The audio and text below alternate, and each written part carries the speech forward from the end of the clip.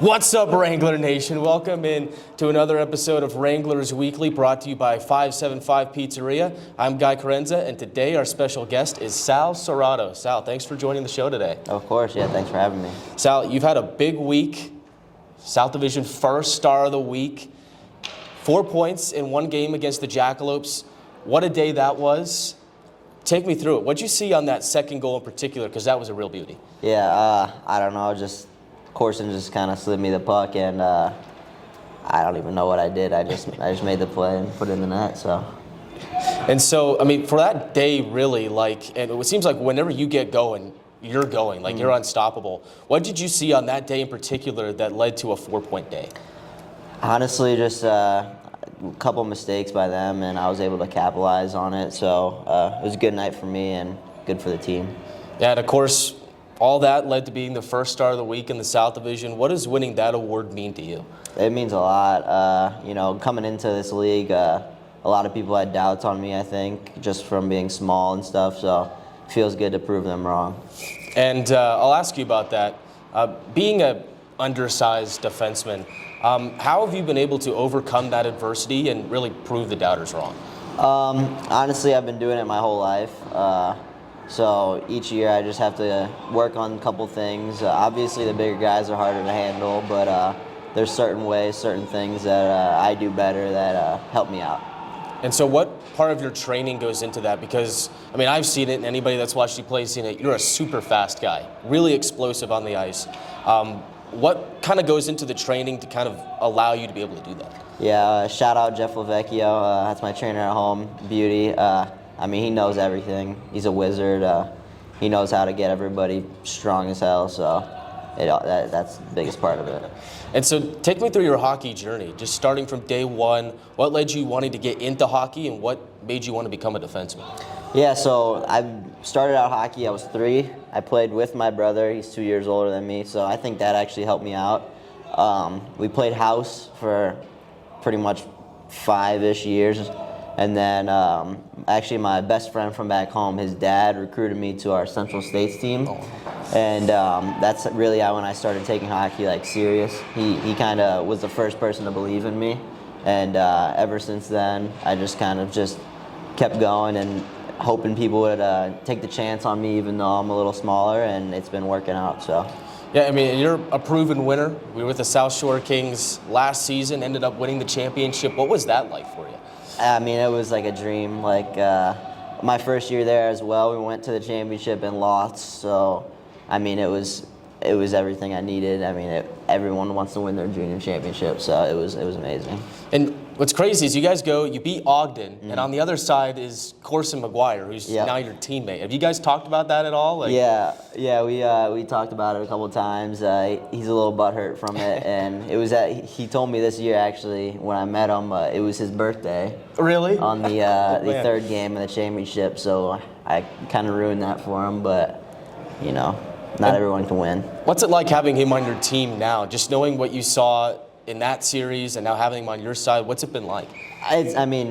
Once you're on a team with somebody, all the bad blood goes away, so it's been good. Well, that's cool. And so now you're with the Wranglers, hoping to bring a championship here too. What have you seen so far this season as things kind of wear on with this group, with this team? What have you liked about the chemistry in the locker room, the guys that you're playing with? Yeah, there's a lot of great guys, coaches too. I think they've been working really hard for us, trying to put all the pieces of the puzzle together, and I think it's coming together well. What's been your favorite thing about just the town, the city of Amarillo so far?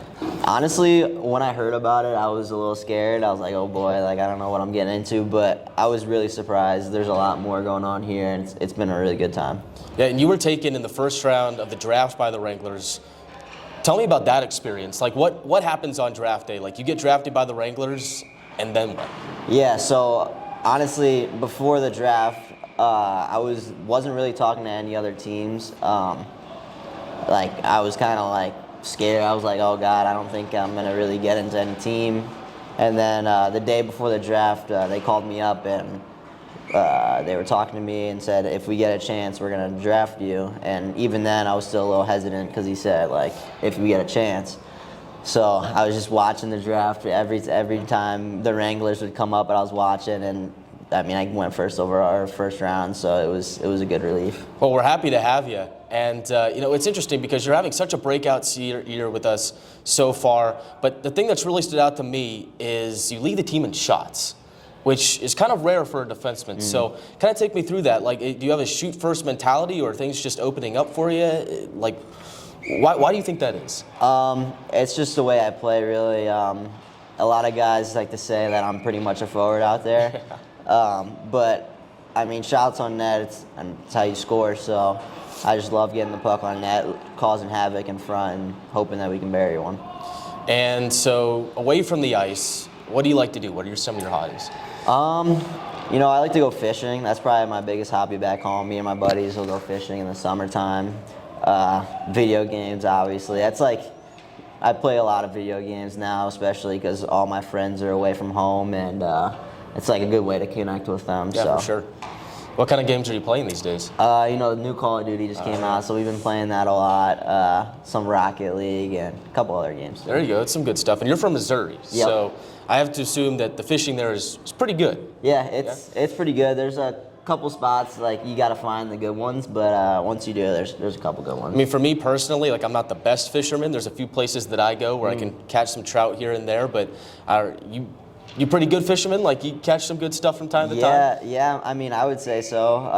I'm a bass fisherman, so okay. I usually go for largemouth bass. But actually, last summer, just coming home from work, average day, and by myself, went out to like this local pond. Just didn't really think anything of it, and I caught like my personal best, like 7.5 pound bass. So it was pretty crazy. Do you keep them, or are you a catch and release? No, catch and release, especially in the ponds and stuff. Just even the 7-pounder. Yeah, I mean, hey, maybe I'll catch him next time he's 8 or 9 pounds. So. That's a lot of fun. And so here in town, I kind of asked you a little bit before, but obviously this is a much different place than Missouri from what you're used to. So what are some of the things that around town that you found to like restaurants, places to go, things to do? What's on your list so far? Yeah, so we've golfed a couple times. A couple good golf courses around here for sure. It's getting a little cold now, but still good. Places to eat, Blue Sky. Great burger place. Love that place. Go there a couple times. And then just everything on Georgia Street. That's true. We hit that every day pretty much after practice. That's so true. Everything on Georgia Street is good. Yeah. And so you mentioned being an undersized defenseman. I use undersized because, I mean, really, you've proven that you can be successful with your stature. What is your message to those that are kind of in a similar situation, that are up and coming in hockey? What advice would you give to someone in that position? It's going to be hard. Like, it was hard for me. It's going to be hard for a lot of people too, but you just got to keep working. Your chances will come. Your opportunities will come. You just got to, make the best of them and prove it. And so next weekend, you guys head to Lone Star to take on the Brahmas. What do you think are some of the keys to the game to beating Lone Star, a team that you guys saw just a couple of weeks ago in that same building? Yeah, they're a really good team, but so are we. So I think we just need to make sure our zones are good, defense is good. That's our their best thing is their offense probably. So we just got to shut that down, and I think we'll be good. I'll ask you one more question before we go. You seem to be very clutch. It's like you got that clutch gene in you. Michael Jordan from the three. Like you need a goal, you're the guy. Why do you think that is? Like, what keeps you calm and composed in those moments to just go out and provide a magic moment?